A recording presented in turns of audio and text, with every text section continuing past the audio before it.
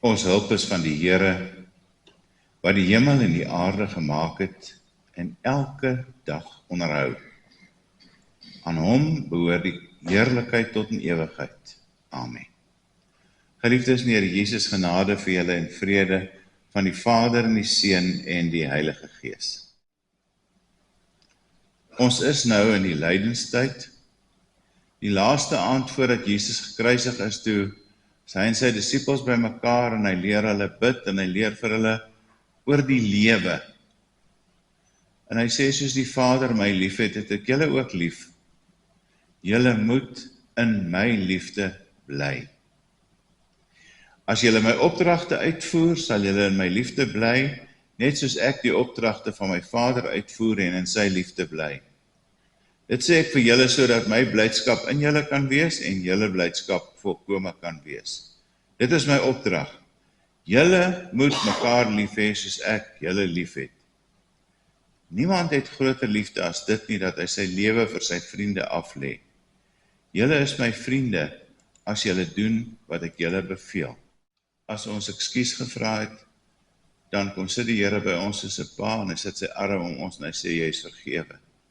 En dan is daar die behoefte in 'n mens se hart om vir die Here te sê wat ons glo. Kom ons doen saam belydenis van ons geloof.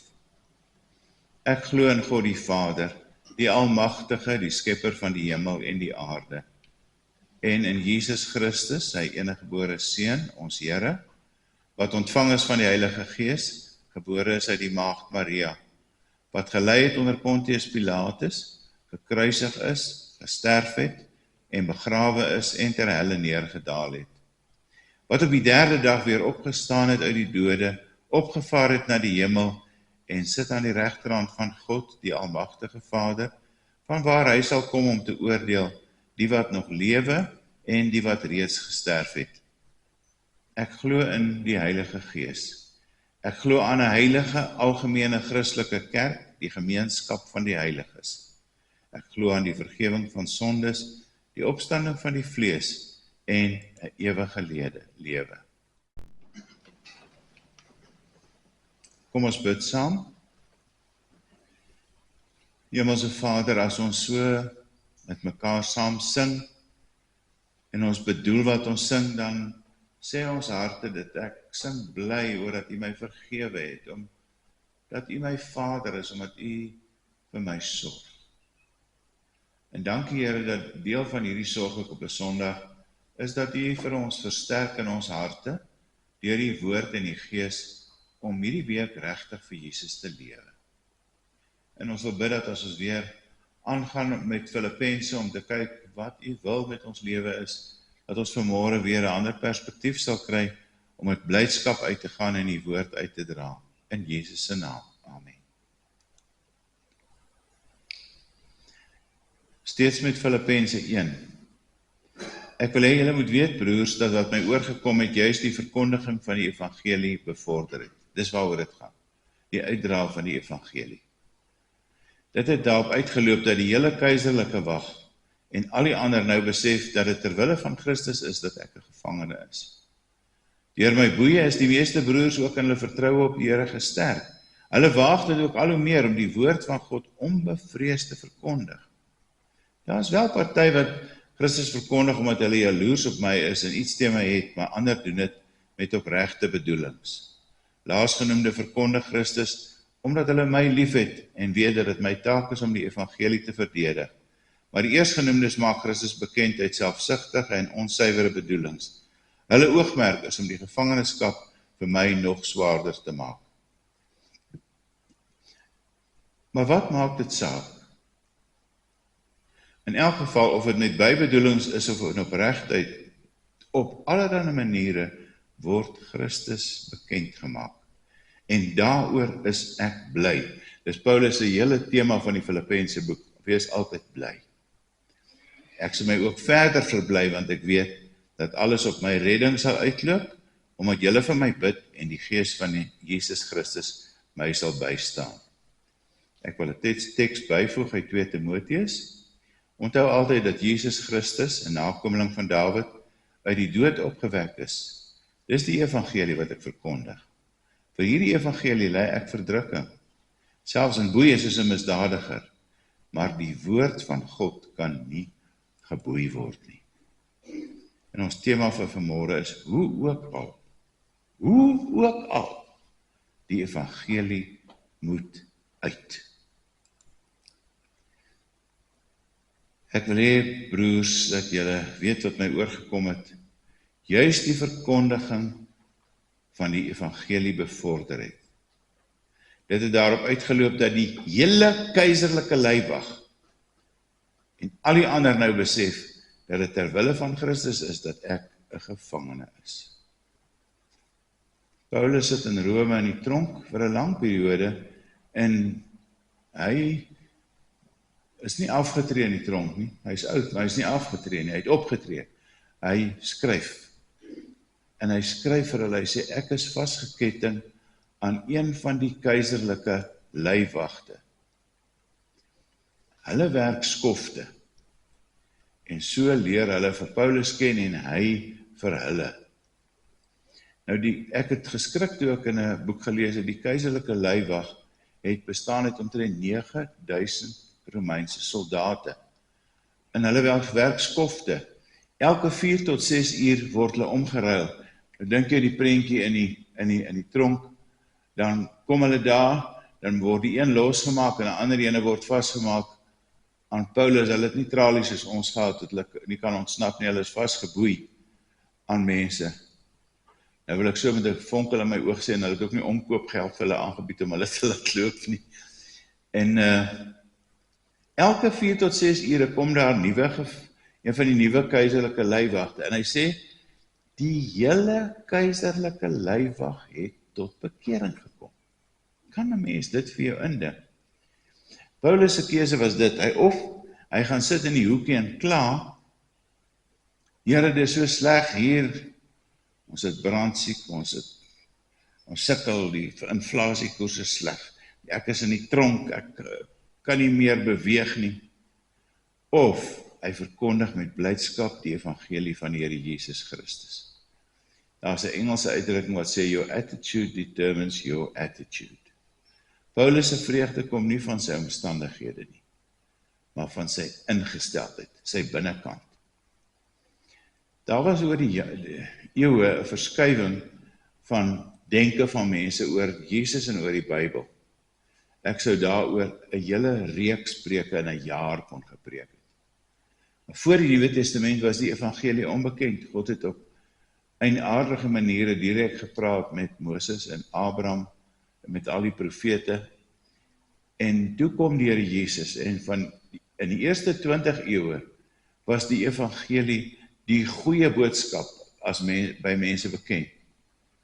En die hartseer is na die 20ste eeu, en nou in die tyd wat ons lewe, word die evangelie by baie mense gesien as dit wat ons nie wil hê nie, die slegte. Julle weet nie, maar julle behoort aan 'n geloof wat ander mense sê, dis sleg as jy aan daai geloof behoort. En daarom het ons 'n roeping om te getuig. Spreuke 25 sê, goue appels op versierde silverborde, so is 'n woord op sy tyd gespreek. Nou, daar is so baie interessante verhale en goed wat 'n mens hierby sou kon bylas. Daar was een boek, is ook 'n video op YouTube, as jy die naam kan onthou, gaan kyk, The Night the Animals Talk. Dis 'n Noorse legende. En hulle sê daar was nou verskillende soorte diere daar in die ark. Onthou, dis 'n legende, dis 'n storie, maar dit het 'n mooi lesie. Hulle is daar in die krib rond, en daai aand toe begin hulle besef, maar hulle kan praat soos mense. En skielik raas die koei met die vark oor hy die plek so vuil maak. En hulle sê, ja, maar jy vreet net, dan los jy al hierdie goed. En die hond, jy wat hond is, jy en die haan, julle maak te veel lawaai. So gaan dit aan, en toe kom daar nog mense ook in, en toe is hulle daaroor kwaad, en toe word die baba gebore. En skielik besef hulle, maar hier is iets heeltemal anders. En hulle gaan nou 'n aparte vergadering en besluit, 1, hulle gaan nie meer met mekaar beklei nie, en 2, môreoggend gaan hulle die hele dorp deur, en hulle gaan nou dit hulle, as ons mense kan praat, gaan hulle vir die hele dorp vertel dat Jesus gebore is. En hulle gaan uit, en die hond begin, en hy blaf, en die koei begin, en sy mel. Almal se spraak is weg. Hulle het net vir daardie nag hulle spraak gehad, en sê, ons wens, ons kon vergeet maar die swaalkie, hy is in en uit, hy sal ons die plan. Ons moes die dag toe ons kon, moes ons gepraat het. En baie keer is dit die ding, as ons dink aan sekere situasies, dink ons, as ek net liewer net my mond oop gemaak het en net gepraat het. Ek wil nou vir julle 'n videoklip speel. Dit is 'n redelike lang praatvideo, maar dit is so 'n ongelooflike verhaal, ware verhaal. Ek wil graag julle moet luister na die videoklip. Sy naam op YouTube, as julle hom gaan soek, is The George Street Witness. This message is non-copyright. Duplication is encouraged. A number of years ago, in a Baptist church in Crystal Palace in southern London, the Sunday morning service was closing, and a stranger stood up at the back, raised his hand, he said, "Excuse me, Pastor, can I share a little testimony?" The pastor looked at his watch, he said, "You've got 3 minutes." And this man proceeded. He said, "I just moved into this area. I used to live in another part of London. I came from Sydney in Australia, and just a few months back I was visiting some relatives, and I was walking down George Street. You know where George Street is in Sydney? It runs from the business hub out to the Rocks, the colonial area." And he said, a strange little white-haired man stepped out of a shop doorway, put a pamphlet in my hand and said, "Excuse me, sir, are you saved? If you die tonight, are you going to heaven?" He said, I was astounded by those words. Nobody had ever told me that. I thanked him courteously, and all the way on British Airlines back to Heathrow, this puzzled me. I called a friend who lived in this new area where I'm living now, and thank God he was a Christian. He led me to Christ. And I'm a Christian, and I want to fellowship here. And Baptists love testimonies like everyone applauded and welcomed him into the fellowship. That Baptist pastor flew to Adelaide in Australia the next week. And 10 days later, in the middle of a 3-day series in a Baptist church in Adelaide, a woman came to him for counselling, and he wanted to establish where she stood with Christ. And she said, "I used to live in Sydney. And just a couple of months back, I was visiting friends in Sydney, doing some last-minute shopping down George Street, and a strange little white-haired man, elderly man, stepped out of a shop doorway, offered me a pamphlet, and said, 'Excuse me, ma'am, are you saved? If you die tonight, you're going to heaven.'" She said, I was disturbed by those words. When I got back to Adelaide, I knew this Baptist church was on the next block from me, and I sought out the pastor, and he led me to Christ. So, sir, I'm telling you that I am a Christian. Now, this London pastor was now very puzzled. Twice, within a fortnight, he heard the same testimony. He then flew to preach in the Mount Pleasant Baptist Church in Perth. And when his teaching series was over, the senior elder of that church took him out for a meal. And he said, "Mate, how did you get saved?" He said, "I grew up in this church from the age of 15 through Boys Brigade. Never made a commitment to Jesus, just hopped on the bandwagon like everybody else. And because of my business ability, grew up to a place of influence. I was on a business outing in Sydney just 3 years ago, and an obnoxious, spiteful little man stepped out of a shop doorway, offered me a religious pamphlet, cheap junk, and accosted me with a question. 'Excuse me, sir, are you saved? If you die tonight, you're going to heaven.' He said, I tried to tell him I was a Baptist elder. He wouldn't listen to me. He said, I was seething with anger all the way home on Qantas to Perth. He said, I told my pastor thinking he would sympathize with me, and my pastor agreed. He had been disturbed for years, knowing that I didn't have a relationship with Jesus, and he was right. And my pastor led me to Jesus just 3 years ago. Now, this London preacher flew back to the UK and was speaking at the Keswick Convention in the Lake District. And he threw in these 3 testimonies. At the close of his teaching session, 4 elderly pastors came up and said, we got saved between 25 and 35 years ago, respectively, through that little man on George Street giving us a tract and asking us that question. He then flew the following week to a similar Keswick Convention in the Caribbean, to missionaries. And he shared the testimonies. At the close of his teaching session, 3 missionaries came up and said, we got saved. Hy gaan van daar af, gaan hy en hy gaan woon, gaan spreek, 'n konferensie toe in Indië. En hulle sit aan tafel, en 3 van die mense wat daar sê, hulle was in Sydney, by George Street. En daar het so 'n ou oomie gekom en vir hulle pamfletjies gegee en gesê, as jy vandag doodgaan, weet jy gaan hemel toe. Die lang storie daarvan is op die ou end gaan hy en sy ouderling, Hulle gaan na George Street toe in Sydney, en hulle gaan soek hierdie meneer Jenner op, die man wat getuig het. Hy is toe baie oud en baie swak, grys hare, en hy bewe so dat hy die koffie stort in die koppie, en hulle vra vir hom iets uit oor sy lewe. Hy sê hy was op 'n skip en hy het daar tot bekering gekom, en toe het hy vir die Here onderneming gegee. Hy sal elke dag oor die Here praat, by mense. Hy sê vir 40 jaar het hy dit gedoen. Hy sê party dae was hy siek, want hy het nie gedoen nie, nadat hy die volgende dag met 3, 4, 5 mense gepraat. 'n Vrou het 'n berekening gaan doen. In sy lewe het daai ou oomie, gryskop oomie, vir meer as 100,000 mense pamfletjies gegee, waarvan baie van hulle tot bekering gekom het. En nou sluit hierdie man sy getuienis af, en hy sê, niemand gaan daai ou eer nie. Sy naam sal nooit op in Billy Graham se boek of in die Time kom nie, maar in die hemel gaan daar vir hom fees wees. Hy sê die ergste is dat daai man vir hulle gesê het, hy het vreeslik gehuil te sê, weet jy, in al die 40 jaar wat ek getuig het ek nooit gehoor van iemand wat tot bekering gekom het. Maar ek het dit bly doen ter wille van die Here, want hoe ook al, die evangelie moet uit. En nou sou mens ook kon vra van Paulus se impak. Die hele keiserlike leiwag kom tot bekering. Onthou, dit is nie sommer net maklik nie. En die gemeentelede in Rome sê, maar as daai ou in die tronk dit kan doen, dan kan ek dit ook doen. En hy sê, maar nou is daar ander mense, party wat Christus verkondig, omdat hulle op my jaloers is. Hulle maak Christus bekend uit selfsugtige en onsuiwere bedoelings, maar 'n ander doen dit met opregte bedoelings. Hulle verkondig Christus omdat hulle my liefhet en weet dat dit my taak is om die evangelie te verdedig. Net terug na die Grieks. Hoe ook al, die Engels sê, what then, whatever, what does it matter? Nou ek wil 2 vertalings sê, hoe ook al, wat ook al gebeur, of, onthou julle toe ons kinders was en ander se boekies geskryf het, by hoek of by kroeg aan the last in jou boek, hoe ook al, by hoek of by kroeg, hoe ook al, die evangelie moet uit. En hoe het die evangelie nie na Christus versprei nie?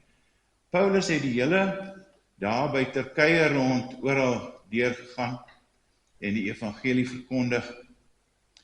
En ek het net 'n paar van die groot name genoem wat groot invloed op die mense rondom hulle gehad het. Billy Graham, hoef ek niks van te vertel nie, in Amerika. Daar was 'n tyd wat hy die ene was wat met die meeste mense in die wêreld gepraat het oor die Here Jesus. In die suide van Amerika, in Brasilia, was Edson Queiroz. Hy het in 'n klein gemeentetjie in hy stad langs Brasilia, wat ek dink hy is die 5de grootste stad in die wêreld, nou die naam vergeet. Ekskuus? Sao Paulo. Dis net hy, Sao Paulo, baie dankie. Daar was sy kerk. Hy het met 'n klein groepie begin. Hulle het later, met kombies die mense na Suid-Amerika verder uitgestuur. Hulle het 89 sendelinge onderhou uit daai gemeentetjie, wat met kombies in Suid-Amerika ingegaan het om die evangelie te verkondig. Ek het die voorreg gehad, toe ek in Standerton was hy eendag daar, en ek het hom daar gehoor preek. In China was Hudson Taylor, hy het die China Inland Mission begin. Hy was 'n ou wat gehou het van met ligte vliegtuigies vlieg. Hy het ook met die ligte vliegtuigies oral in China het hy die evangelie gaan verkondig. En daar baie huiskerke het daar ontstaan. Ek het van Paulus gepraat. Moeder Teresa was in Indië. Julle weet van haar. Sy is ook as 'n heilige verklaar deur die Romeinse kerk.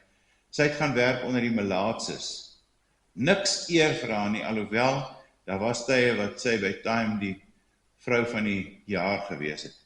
Neil en Peggy Verwy, al hierdie mense wat ek hiervan praat is al oorlede. Hulle was in Japan. Hulle het daar begin met Japan Hospitaal sende.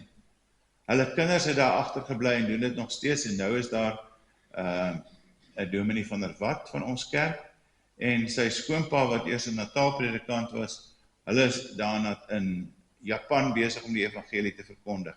So kry jy oral oor die wêreld. Jy kry hierdie mense wat gapjare doen, wat byvoorbeeld saam met operasie mobilisasie of geopende deure of mense met die radio doen dit. Oral, op allerlei maniere word Christus bekend gemaak. Hy sê, daaroor is ek bly. En dan is daar die doodgewone gelowiges soos ek en jy, wat met ander mense praat. Ek en Emma het nog toe ons nou in Standerton en in die eerste stuk in Parys gewees het, gevangenisbediening gedoen. You've got a captive audience. Die mense kan nie weghardloop vir jou nie. Ons het week vir week vir hulle die evangelie amper so stuk kasasie gebring. Nou, ons gevangenes is nou toe omdat hulle moet regmaak. Maar as mens oral 'n geleentheid het, ook die mense die boere wat mense op hulle plaas het, wat met hulle kan praat. Op allerlei maniere word Christus bekend gemaak. Hoe ook al, die evangelie moet uit. In Holland was Corrie ten Boom, sy en haar gesin het van die Duitsers weggesteek wat vervolg is, wat moes gaskamers toe gaan. Ekskuus?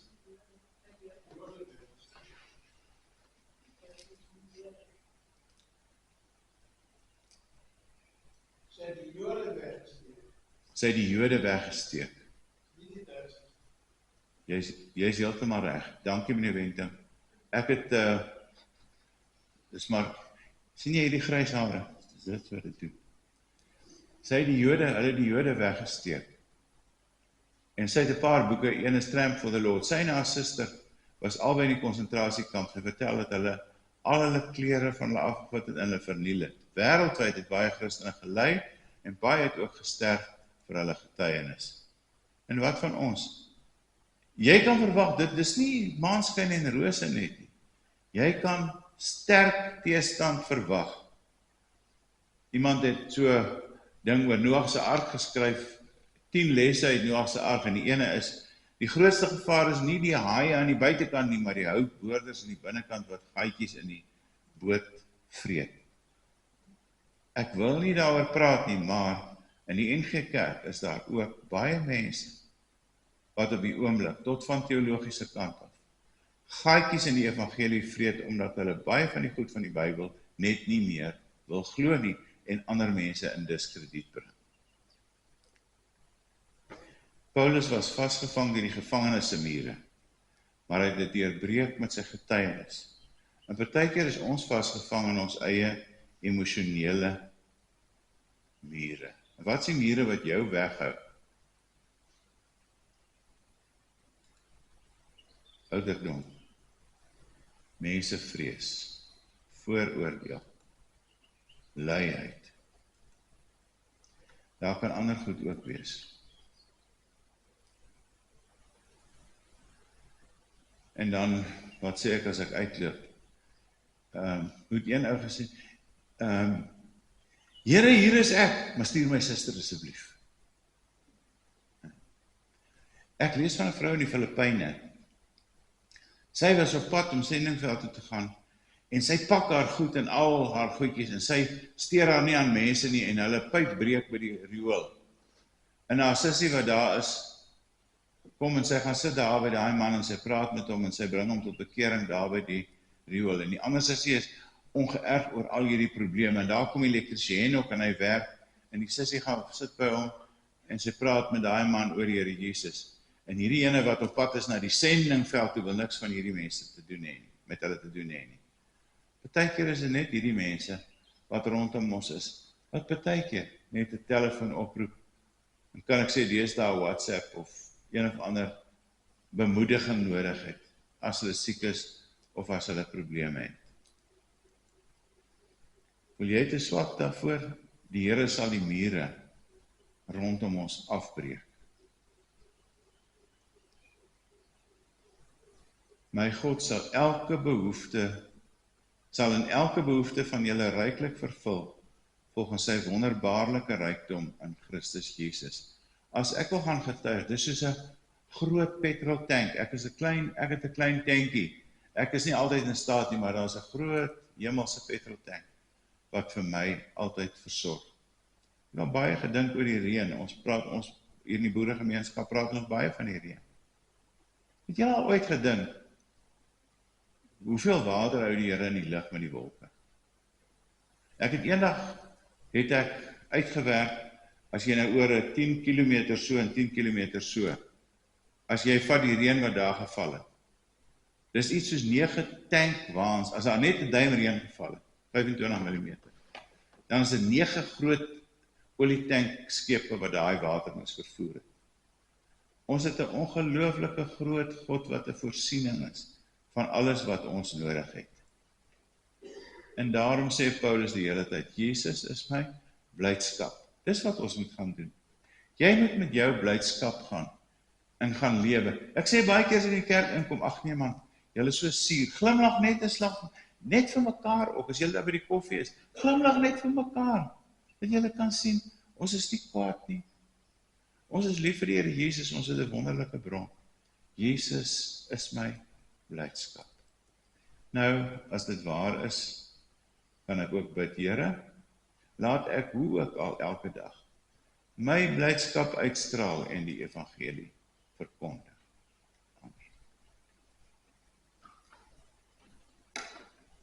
Hemelse Vader, in 'n sekere sin skaam ons vanmôre vir onsself.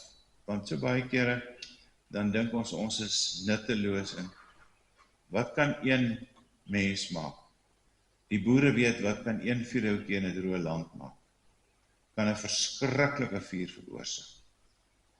Al is ons klein vuurhoutjies, al is ons klein lampies, U laat ons skyn, want al die donker van die wêreld kan nie die lig van een kers doodmaak. Ek wil bid ook, Here, vir die mense in Koppies, dat dit heeltyd hulle passie sal wees, en waar hulle wag vir die moontlikheid van 'n nuwe predikant, wil ek bid dat volgende Sondag as hulle kerkhasvergadering het, dat U asseblief vir hulle die regte leiding sal gee om te weet presies wie en wat hulle moet besluit. Seën ons ook in ons elke dag se lewe, ook die mense rondom ons. Dankie dat ons wat oud is, kinders, kleinkinders, agterkleinkinders kan hê. Ons kan nie gereeld by hulle uitkom nie, maar ons kan vir hulle bid. En Here, gee dat die hele wêreld gevul sal word met die gebed en die hele tyd met die bewustheid dat U die groot bron van krag is en dat U voorsien in alles wat ons nodig het. Amen. Die genade van die Here Jesus Christus, die liefde van God en die gemeenskap van die Heilige Gees gaan saam met julle hierdie week uit om vir die hele wêreld te sê dat ook al die evangelie van Jesus moet uit.